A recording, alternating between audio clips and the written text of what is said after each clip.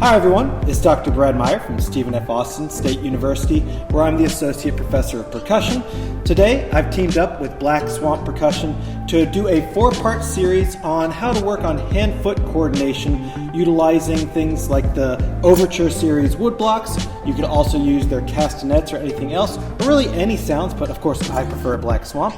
And then also utilizing some foot percussion. So as you can see in the video down below, I've got a shaker on my right foot and then a foot tambourine on my left. You can also make your own instruments. For example, I made my own foot tambourine out of a coat hanger and some old jingles that I found from a broken tambourine, and made a nice little foot tambourine that inserts into the laces.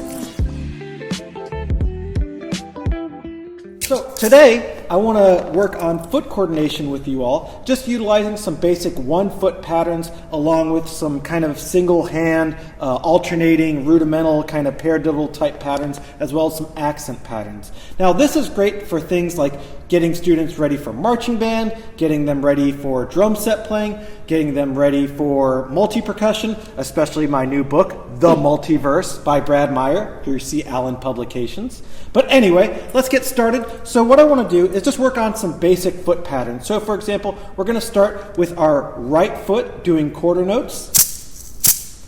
And then our hands are just going to play different 16th note patterns. So for example, just alternating. All other hands starting with the left. Also, you could do doubles. Left hand doubles. You could do doubles starting on the second note. Other side. You could do paradiddles. Left hand paradiddles. You could do something like an accent pattern. So for example, a lot of us do marching band accent patterns.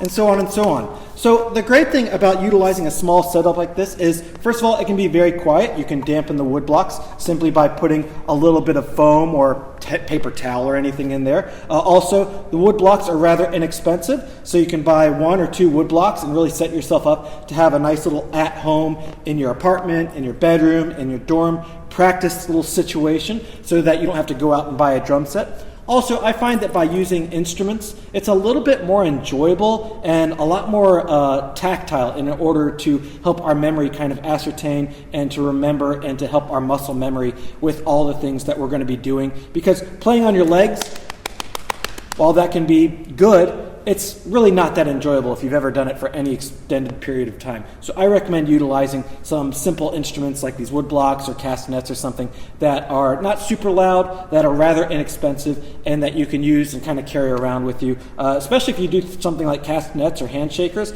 you don't even need a practice pad on a stand setup. You can just play it on your legs and still have really neat sounds. So the other thing I would recommend is, besides those 1-foot patterns with alternating hand styles or different rudiments, is to do the other foot. So doing your left foot, or you could do both feet. So for example, if you want to do something like flam accents, just get both feet going and then do flam accents.